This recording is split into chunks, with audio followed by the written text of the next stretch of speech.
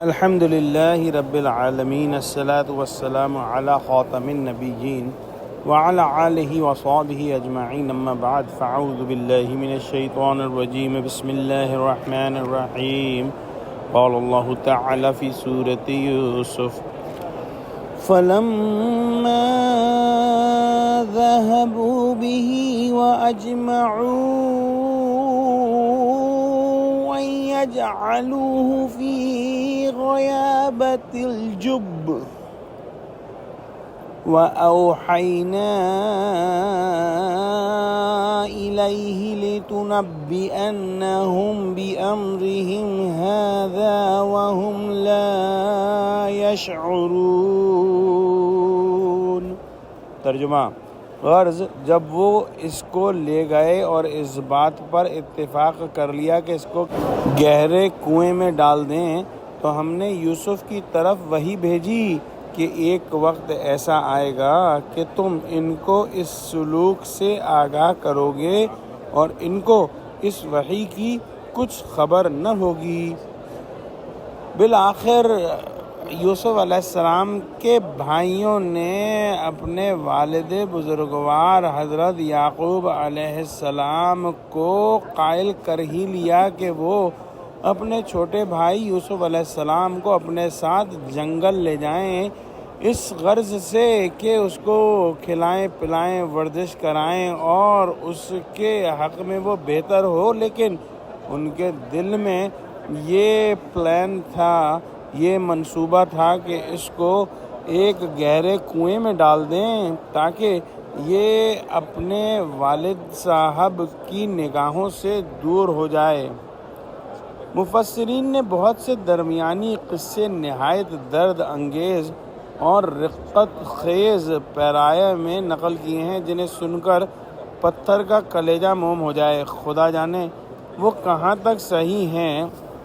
لیکن قرآن کریم اپنے خاص نصب العین کے اعتبار سے اس قسم کی تفاصیل کو زیادہ درخواار اعتنا اور لائق ذکر نہیں سمجھتا، کیونکہ ان اجزاء سے کوئی مہم مقصد متعلق نہیں۔ قرآن کریم اپنے سامعین کے دلوں میں وہ رقت پیدا کرنا چاہتا ہے جس کا منشا خاص ایمان اور عرفان ہو۔ عام رقت جو ہر کافر و مومن بلکہ حیوانات تک میں طبعاً مشترک ہے، اس پر عام خطبہ کی طرح زور ڈالنا قرآن کی عادت نہیں۔ یہاں بھی اس نے درمیانی واقعات کو حذف کر کے آخری بات بتلا دی کہ برادران یوسف کو بلطائف الحیل باپ کے پاس سے لے گئے، یعنی حجت بنا کر لے گئے، اور ٹھہری ہوئی جو قرارداد تھی اس کے موافق کنویں میں ڈالنے کا تہیہ کر لیا۔ اس وقت ہم نے یوسف علیہ السلام کو اشارہ کیا کہ جس کی دوسروں کو مطلق خبر نہیں ہوئی کہ گھبراؤ نہیں، ایک وقت آیا چاہتا ہے کہ یہ سب کارروائیاں تم ان کو یاد دلاؤ گے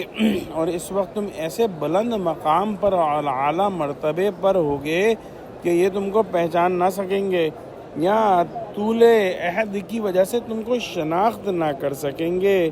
یہ خدائی اشارہ خواب میں ہوا یا بیداری میں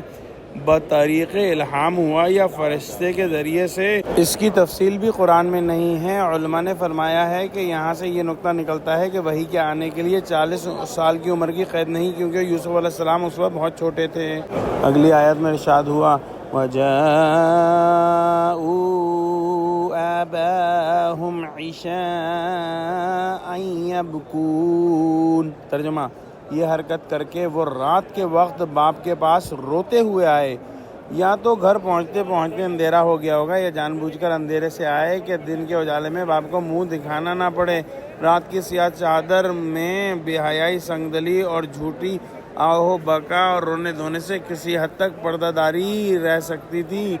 کسی نے خوب فرمایا کہ برادران یوسف کا گریہ و بکا سننے کے بعد ہم کسی شخص کو محض چشمے اشکبار سے سچا نہیں سمجھ سکتے۔ دعا کرتے ہیں کہ اللہ سبحانہ و تعالی ہم کو قرآن کا فہم عطا فرما، ہم کو سچوں سے جوڑے اور ہم کو خود سچا بنا دے، آمین۔ وآخر دعوانا الحمدللہ رب العالمین، والسلام علیکم ورحمۃ اللہ وبرکاتہ۔